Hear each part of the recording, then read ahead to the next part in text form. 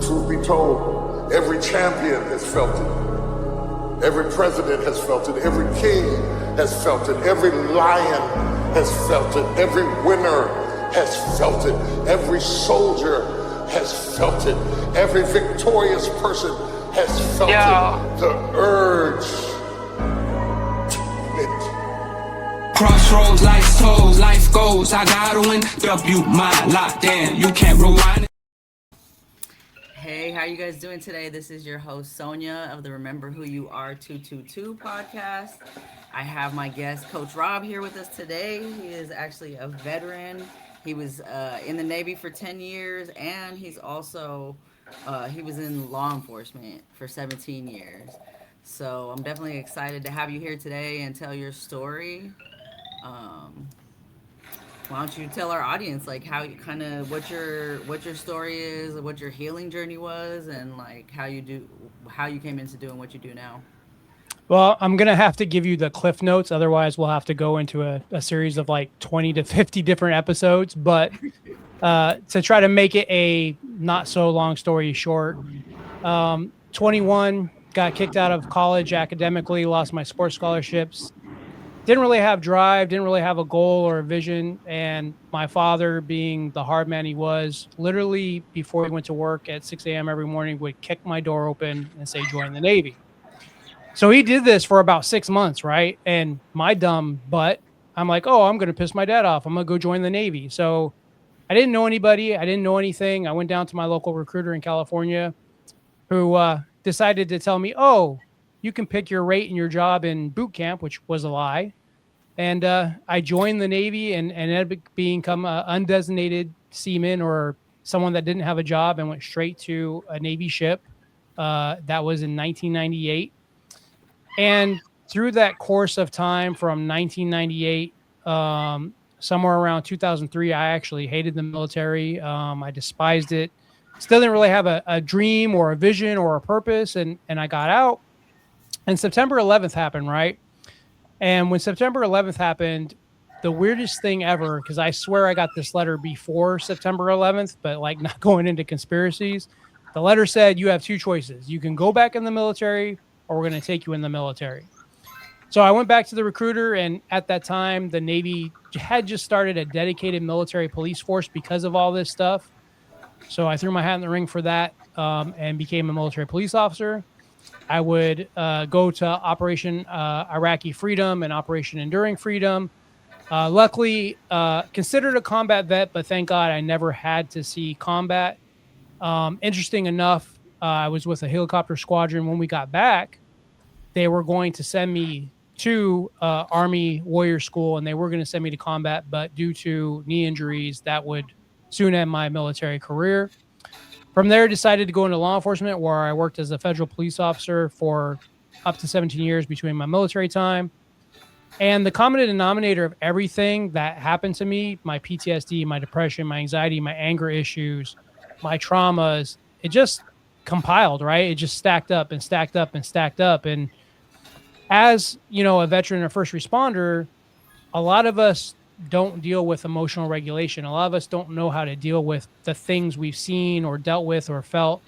So I was that common guy that, you know, I'd have a bad day at work. I'd go in the house and my ex-wife would be, you know, hey, how's it going? And I would cuss her out and, you know, emotionally abuse her. And not because I was a piece of crap, but I didn't know better. I didn't even know I had PTSD until I went for my disability and the psych doctor's like, you have PTSD, which I denied it for a long time. And I said, no, I'm fine. You know, there's nothing wrong with me. The same thing most men go through and deal with and have to put up with because we haven't been taught and we didn't know any better. And that caused a lot of problems. That caused a downfall of an 18-year marriage. That caused just anger issues, mental health issues, suicidal thoughts. I remember many a time holding my gun in my hand and thinking this is the last day of my life, that I can't do this anymore, that hopelessness. And it wasn't until I got with my current wife, I've been married for 2 years, but we've been together for 10 years now. And there was a difference. And the difference was with my ex-wife, who was also a veteran. So you would think, hey, I understand what he's going through. she would always say to me, I can't help you and I don't know how to help you. My current wife would always say, I want to help you and how can I help you? And that shift right there, those words right there, as I'm going through this mental hell and this turmoil, and I'm in my late 40s, I realized that if I didn't change and I was going to keep repeating those same patterns, I was going to lose this woman that was there for me. I was going to lose my support system that wanted to see me do good, that wanted me to see me heal. So that is originally what started me going down a path of personal development, of mental health treatment, of trying to find every single thing I could do to heal, to become who I am today, to become Coach Rob, and now what I do as far as my mission of No Man Fights Alone and trying to get men to be more vulnerable when it comes to mental health issues. Yeah, I love that because honestly, I do think that men have always been taught to suppress, like to suppress emotion. Like men don't cry. We're not supposed to feel all of these things. So I definitely agree that that's a huge issue with men in general, not even just like veterans and first responders. But I do feel like there's a lot more to it. It's like we became veterans for a reason. To me, Right. I believe like a lot of us that joined was like we had rough childhoods. So and then that played out a different way. But yeah, I'm interested to hear more about how you feel. I guess how you feel like your childhood played into, because I know you started kind of like where, how you joined and all of that. So, my parents, they weren't really like strict, so to speak, but I did have a father that would yell and scream, and cause some, emotional abuse to us. Thank God, never physical abuse, but throw his hands through his wall, through, a wall if he was mad, or slam doors, because the common denominator with that generational curse is we're not taught to emotional regulate. So he didn't know how to emotional regulate. So he would yell at my mom would yell back at him. So automatically you're just going to adopt that, for the most part, lived upper middle class, had pretty much anything I wanted within reason, wasn't beaten to death, but that generation where if I did something wrong, I remember my dad threw me across the room one time, or I remember I had a loose collar on my shirt that was hanging down real low as a child, and he just ripped the shirt off of me, or hitting me with the belt, because I didn't listen to him. Things of that nature that for us during that era that was like normal, and we didn't see that as an issue.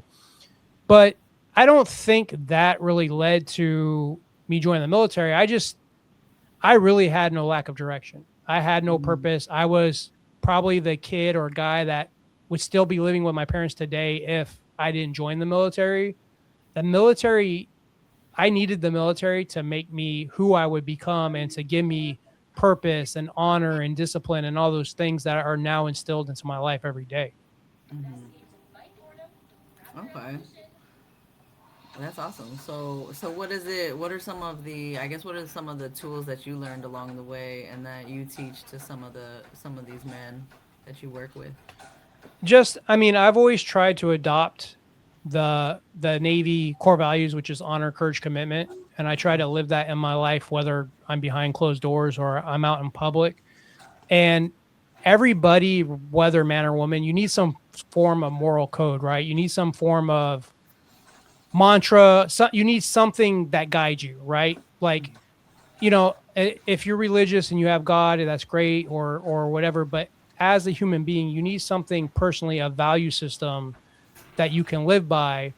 So having, that honor, courage, commitment, that's the honor to do, what's right, the courage to stand up for what you believe in, or make the hard choices. And then the commitment in my life is just being disciplined in things that I do, things that I hold value for, or things that I want to become. Okay. Yeah, baby. Okay. Hold on, baby. Let me finish. Let me finish this. Okay. Um. Okay. So, I guess what are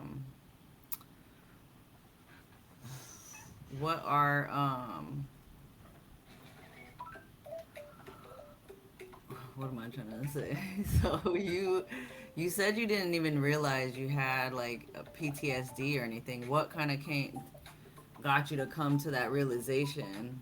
Um, It was honestly the vulnerability, was I remember one time with my current wife, we had like just moved in together and I was supposed to travel. I'm in Florida and I live in South Florida, and I was supposed to travel to Tampa, which is about 4 hours away, for the holidays to see my parents.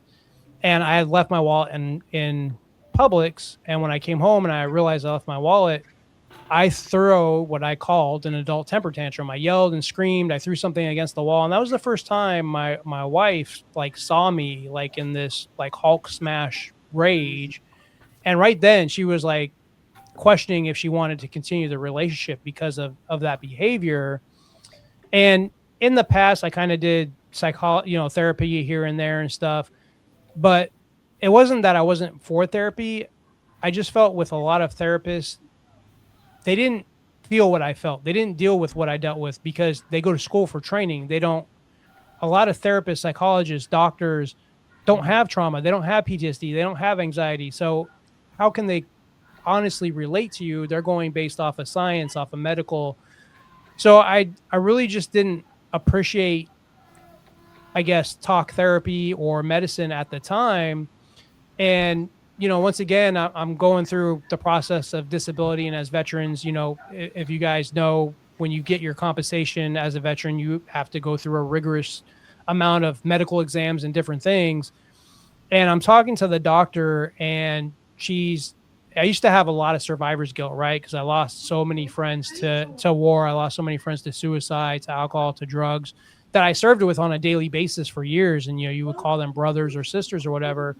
So when she brought up, stuff in reference to survivor's guilt, I just broke down, and that never happened before. Like the question she asked me caused me in a way to really get intense and pretty much lost my crap on camera as far as, crying and being vulnerable. And that's where she was like, yeah, there's internally something wrong with you, and we need to get this fixed. And that's what led me to at least at first recognize and say, okay, I have some form of mental health issue. okay. And so it was the questions that she was asking you that caught you kind of to like realize it. Yeah, because I think she, at the time, if I remember right, and this was years ago, I think she was a veteran. So, at least I felt like she understood, and, she was in the VA system. So seeing vets constantly dealing with similar situations. And, so when she was asking those questions that I'm breaking down, and to actually get a diagnosis, and like that put a name on it, that put a label on it, that gave me something to say, okay, this is something that I have that now I can work on, versus not knowing why I feel this way, or not knowing why I'm depressed, or not knowing why I'm angry. Yeah, I definitely believe that's interesting, because I do believe that like certain people can kind of just like invoke the right questions to ask and things like that, because I've definitely had experiences with like therapists in the past that I didn't relate to, like same as you had, like I just didn't relate to them. I feel like some of them had like their own biases or judgments or things like that. But I think where I was able to find somebody was he had been a Marine for 20 years, and then he became a therapist. So he actually like understood where I was coming from, and I was able to Right. talk to him. So um, I do feel like you can find certain people that actually kind of just ask you the right questions or get you to realize certain things. And that's the thing, right? Like when we need help, we can't just discount something because, oh, it doesn't work or I don't like it. You have to at least make the attempt to try it, right? If you try a therapist and you don't like it, and once again, if you're a cop or a veteran, or maybe you've been sexually abused, something horrible, see if you can find a therapist that maybe has been through that, or had a family member that's been through that, so they can identify with you and then give that a chance. Even with medicine, I've been on meds for mental health. I'm on medication now for sleep because of my insomnia and anxiety. My brain just does not shut off at night. And whatever chemical is in that medicine it turns my brain off. So I actually get some sleep. And I always tell people, just because you're on medicine for mental health issues or sleep or whatever, it doesn't mean it has to be forever. But if it's working, why not do it? Why not use that tool? And when it comes to healing, I always tell people it's not just one thing, right? Like for me, my fitness routine, the gym is huge for my mental, not just physical. It's freaking, practicing gratitude. It's going out for walks. It's doing a whole bunch of things. And if I don't do just one thing, then chances are I may have an episode, or I may not sleep, or I may have a bad day, because you can't just find that magic pill, that one thing that's going to take care of everything. Yeah, I could see that for sure. There's like a lot of different things to do to kind of try and keep yourself in check. So from there, you just started. You feel like you started healing through your relationship with your now wife, and then started. Well, so initially, like honestly, the first thing, and it just seems silly to me. I remember I was scrolling on social media or something, and I saw a post about practicing gratitude, right? And I'm like, this crap isn't going to work. Like this is some BS. But I went to bed that night, and I was like, you know what? I'm thankful for my house. I'm thankful for my dog. I'm thankful for my wife. I'm thankful that I lived another day. I went to sleep, and then the next day when I woke up, I was the kind of guy or kind of person that as soon as I woke up, it was rain clouds over my head, right? I was like, oh, today sucks. Life sucks. Everything sucks. And what people don't realize, when you're in that darkness and you're operating in that darkness for so long, it is so hard to get out, because it's easier to be miserable than do the work to be happy or to be healthy. So when I woke up, I just changed that mindset. I said, you know what? It's going to be a good day. And I tell people that initially, like I'd have to say it 1,000 times a day, like all day. I'd be like, it's going to be a good day. Brush my teeth. It's going to be a good day. Get in the car. It's going to be in the good day. But as I did that over time, and I practiced gratitude every night, just realizing that my life really wasn't that bad made a huge, huge shift in my mindset and my mental health. I love that. Yeah, I feel like I went through something similar to that. I know in the military there was so many days I just woke up just miserable. Like I don't even want to go to work today. Just thinking all the negative things. And then it wasn't until I got out where I finally kind of got into, studying like how the mind works, how the brain works, and what you constantly tell yourself is what you're basically going to see, because your brain is looking for Right. those things. And I've had veteran neuroscientists on my show, and I've asked them those questions, like how I perceive myself. Is that how I'm going to see myself? And the answer is always yes. Our subconscious doesn't know the difference between what's real and what's fake. So if you believe you're going to have a bad day, you're going to have a bad day. If you believe you're going to have a good day, you're going to have a good day. And the difference is, if you can believe more that you're going to have a good day, when something bad happens, you can overcome it or counter that more than if you're just negative. Yeah, I completely agree with that. I've done a lot of, at least in the last couple of years, I've done a lot of studying when it comes to like the neuroscience and. Mom, I want the chocolate. Okay, go get it. The neuroscience, the like how the brain searches for the things and stuff like that. So I definitely believe that for sure. And I've had my own shifts just by the things I tell myself on a daily basis. So, And yeah. I just wanted it to be known, like my mental health issues didn't go away, and they're probably never going to go away. But objectively, I have more good days than bad. And when something happens, if I have an episode, I can realize like, okay, today I'm stressed or today I'm sad, and actually like think about that. Like, why am I sad? Why is that going on? And I may not turn it around, but once again, I have 100% more good bad. So having a low here and there, it's not as bad as it was when I was just negative all the time. And so I want people to keep in mind, it's very important to understand that if you have diagnosed mental health issues, they may not go away, but you have to be able to adapt and figure out how to mitigate those days. Yeah, no, that's for sure. I feel like for me, I've been able to, at least I've been able to like realize when I'm triggered to, yeah, just get more curious versus reactionary. And so Yeah. I'm always like questioning, okay, why do I feel the way that I feel? And it's something I'm trying to teach my son too, because I know for that men, that's something that men desperately need is just to know, like, okay, why do I feel name my feelings? Why do I feel the way that I feel? And then able to kind of like reframe it from there. So that's something I'm trying to like teach him at a young age, and I feel like it's definitely super important to because at least for me, I've been able to get to a point where I've rewired a lot of my traumas and my PTSDs. Like I used to have a lot of negative self-talk and just beat myself up all the time because that's just what Yep. I always received, from childhood and through the military. Just that, even that perfectionist mentality.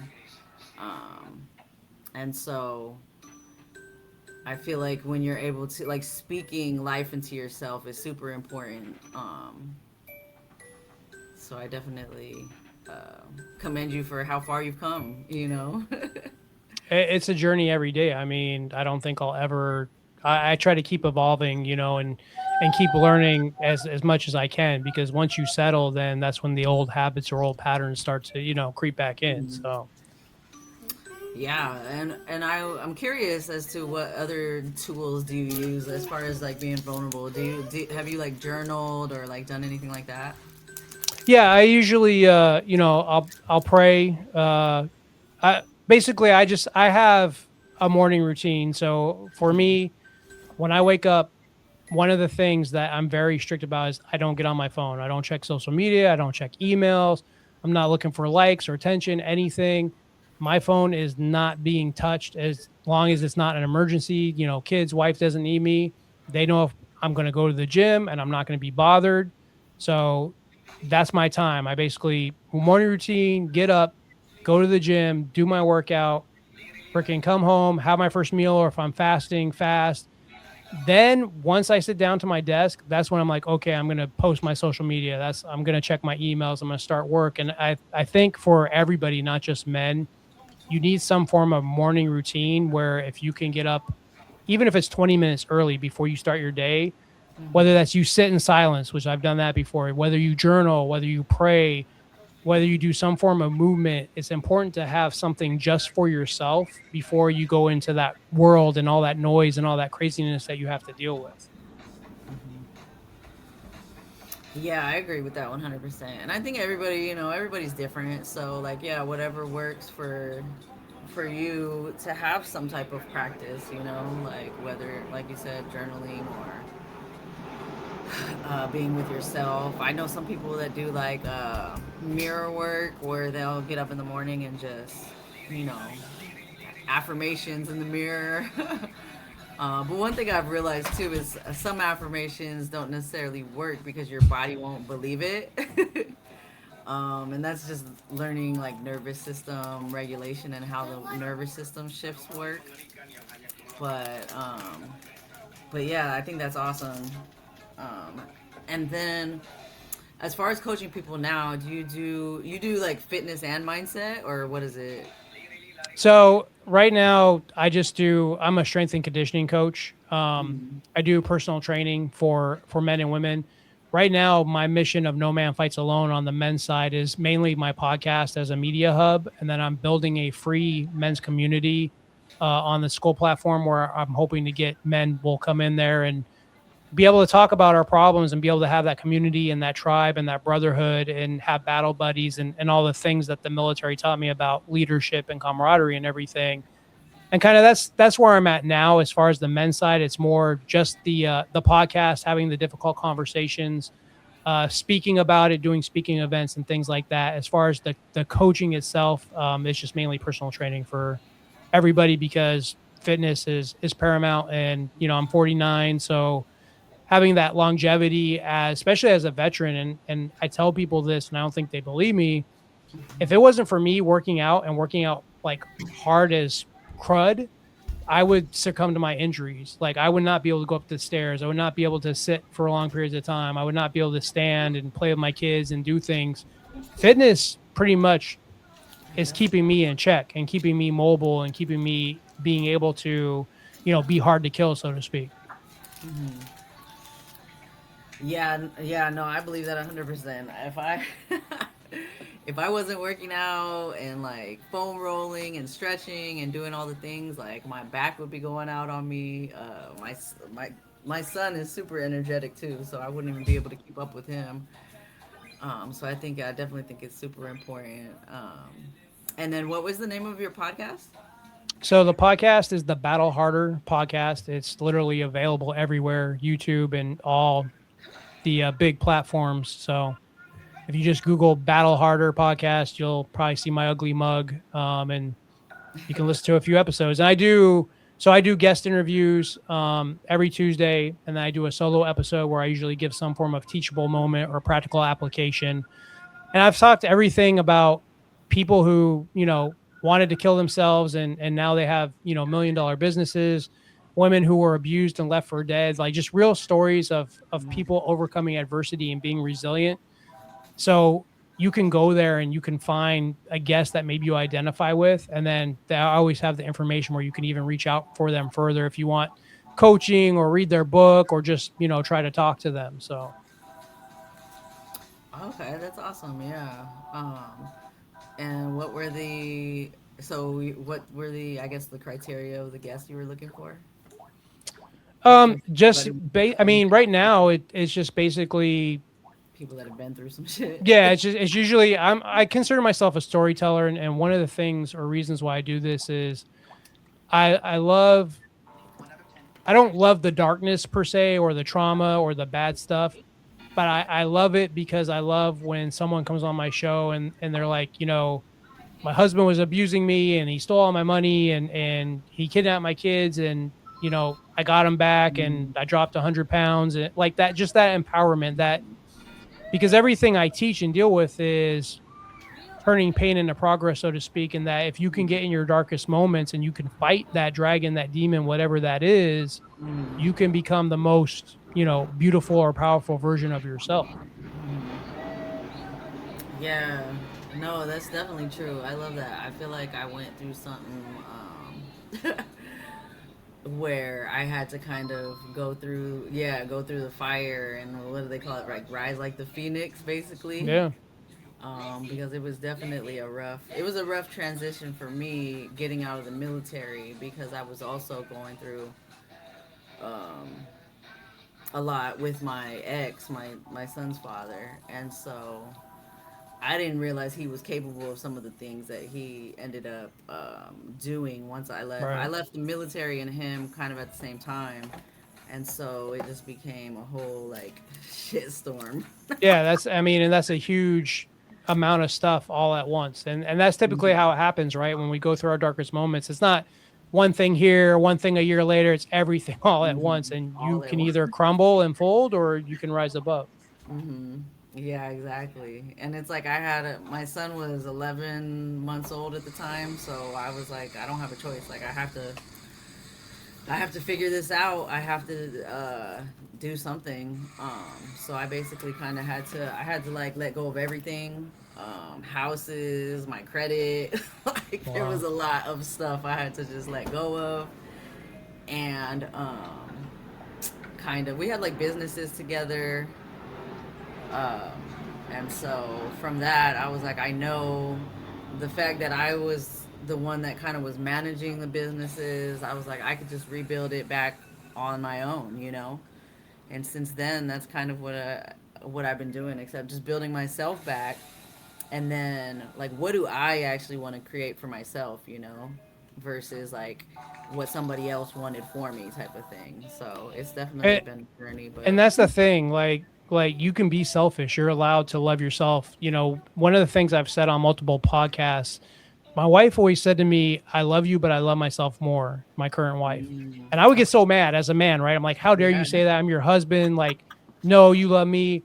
But it wasn't until I actually started loving myself and trying to deal with my bullshit and trying to be the man that she needed to be I didn't realize that. So, for anybody struggling right now, even in relationship issues, love yourself first. Anything that you like, in 2018, I left law enforcement and I built a strength and conditioning gym. I ran that for 4 years. I lost it due to COVID and all that bull crap with Fauci and everything that happened. And for a long time, like that was my livelihood and that kind of destroyed me. And I've done a bankruptcy. I just recently did a bankruptcy. I mean, so you can build financial wealth back. You can get another car. You can get another house. You can get things. It's just stuff, Mm-hmm. but you can't get back, that love that you have for yourself. You can't get back that time you spent with somebody else. So you have to fix yourself. So if you do get with somebody else, you can be a benefit not only to yourself but to them as well. Mm-hmm. Yeah, I agree 100%. I believe truly too that like when things happen, it's like it's all about the meaning that you give it. So you can choose to like feel down and out about it, or you can just be like, look, that that's said and done now. Like I had to get the houses like force sold by a lawyer because he wasn't agreeing to sell it. So instead of having them go to foreclosure, they ended up being a short sale. Mm, But for me, I look at it the bright side of it. Like, okay, well, that's only 2 years that that those are on my record. So, yeah. once that's done, I can rebuild. I can rebuild on my own. So I kind of just started looking at the bright side of things, and it's actually made me feel better about the situation, type of thing. Just looking at it from a different perspective, I guess, like what I learned from the situation, and I feel like a bankruptcy too. It's like you can learn from anything, you know. I did my bankruptcy. It just got finalized. I think it was June, and I already have two credit cards like it was nothing, Mm, and obviously now I have to be disciplined not to make the same mistakes financially that I made last time. But it's not like it was where you do a bankruptcy and then you have to wait, 5 years, 7 years, 10 years to rebuild. You can almost rebuild immediately, and that's not to say just go do a bankruptcy because you're tired of paying your yeah. bills. But if you have had a business that you had to close and you got overwhelmed in debt, and for the longest time for me, I was just living off my disability. I didn't have work. I didn't have a job. Um, so I had to do what I had to do, and that's okay. It didn't Mhm. affect who Rob is as a person. Right, I still right. have this roof over my head. I'm still talking on my podcast. I'm still talking to you right now. I'm still doing all the things that I need to do that make me happy and make me successful. Once again, stuff is just stuff. You can always get stuff Mhm. back. Right, yeah, exactly. That's been my experience too, for sure. And you said something earlier too that kind of hit me, where you were like, you have to love yourself to actually be able to spread more love. And I've seen that even just in with my relationship with my son, like me doing things for me, and then actually doing the inner work too, with my triggers and things like that, has made our relationship closer and better. I'm able to be more present with him. I'm able to we're able to kind of just laugh more together and play, versus like before, when I used to be thinking, if I was in survival mode, just thinking about bills or thinking about a guy or something, a relationship, whatever that was, like you can't be present with the people that you actually care about. So when I learned to Yeah, actually be able to, yeah. I like to say presence, like being present over presence, right? So having that Mhm. presence and having that self awareness to be there in the moment and be present versus trying to worry about that next paycheck or that next thing I got to chase or that next thing I do. Like learning Mhm. to love myself made me a better father, made me a better husband, made me a better man, essentially. And that's not like some wussy BS. That's just doing the work Mhm. on myself to realize, like, damn, I am a good person. I am a good father. I am a good husband, and acknowledging that and continuing to try to strive for that, which Mhm. that kind of selfishness. Yeah, it's funny because like it goes hand in hand, right? You're focused on yourself and you're not really selfish, but you're like, I got to work on myself first. And essentially that creates automatically a better person for you to give yourself, your love, your time to other people. Mhm. Yeah, I agree 100%. Like I feel like you're able to. instead of giving from like a place of lack, you're able to, yeah, like almost give unconditionally, to a certain extent. So, yeah, I love that. And I feel like more men need to hear this too, because some men are still in that like, oh, it's like it's you're a wuss if you're vulnerable, or like, just all those things that you've heard over the years. Suck it up, all these different things that men are told, or even in the military in general. I feel like we're told to just suck it up and Embrace the suck, right? yeah, and not show emotion. And I'm sure it's probably even like that in law enforcement as well. Yeah, and it's hard to explain, but as a look, I have tattoos all over my body. I'm 6'3", I'm 220 pounds, muscle, beard. People kind of walk out of my way when they see me, how I carry myself, but I'm like the nicest guy. You come talk to me, if I'm upset, I'm going to tell you I'm upset. I wear my emotions on a sleeve, and there's a power to it. And the strongest men I know, the strongest men that I've been in a room with, and we're talking Navy SEALs, we're talking baddest of the bad, they were vulnerable enough to love their kids, love their wife, to realize something was wrong, and deciding that they needed to get some sort of help or figure out what they could do to fix their shit. They didn't just keep it in, because when they did, that's when they were at that breaking point. That's when they almost killed themselves. That's when, they turned to drugs or cheating or whatever. Like, the vulnerability part doesn't mean I'm walking around crying and I'm sad all the time, and I'm smelling flowers and buying greeting cards and doing like all this wussy wishy-washy stuff. No, it just means that if I'm sad and there's a reason I'm sad, that I can accept that and figure out what is making me sad and why do I feel this way. Is it because I'm watching something and it remind me of my mom who passed away? Is it remind me of a battle buddy who died due to suicide? And then once I can accept that, I can move on from that. I say, okay, I accept this. This is why I'm sad. Now we're going to move on from it. And then you're fine. Like, it amazes me. So there was a post on social media. There's a guy I follow. He has a lot of followers. And he said, if you're a man and you're having a bad day, no one cares. And the amount of men that went in there is like, oh, you're right, 100%. And I said, no, people do care. I said, my wife cares. I said, my kids care. I said, my best friend cares. I said, I have 3 men in my phone right now. I could call at 2 a.m. if they need me. And there were still men that was like, oh, that's bullshit. That's BS. Like, there's no way. And I'm like, if you don't have that camaraderie, if you don't have a man to talk to as another man, then you're not looking in the right place. Like, you're not finding. I had to like fight people and tell them and say, hey, no, like, people do care. Like, you have to just find those right people. And if they don't care, you need to cut them out of your life. Yeah, and I do think that's hard for people that are kind of stuck in that mindset and don't realize that when you think that no one's gonna be there for you, then that's what you're gonna see, because Exactly, that's your reality. So it is pretty interesting how you finally, when you start to actually shift that, and you're like, no, I do have people, I do have support, because I feel like I was extremely hyper independent for a while, just being a female Marine, and like, oh, I can do everything myself, and then I don't have help. But it's like, no, I actually do have friends that'll help, like family that'll help. So, and then you start to open up to things, and I've actually lost friendships that weren't right for me, and gained friendships that are actually more reciprocal. We can do things for each other and things like Right. that. So it is pretty amazing when you can shift that and be able to actually see the people in your life that are there for you. Oh, whoa. Mom, Prince got me, whoa. Okay. But yeah, no, I love that, and I love that you have your podcast, to be able to kind of get this out there and bring more men into the conversation too. I'm seeing a lot more men too that are doing that. I was on a podcast called Therapy Was Full, and it was just 2 guys that are veterans that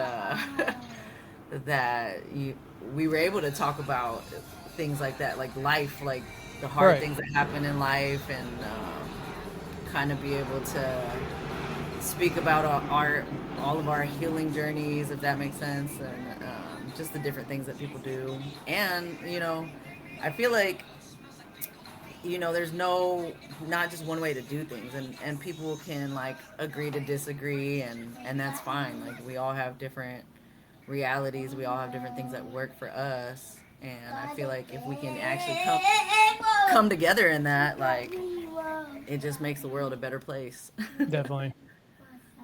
So I love that.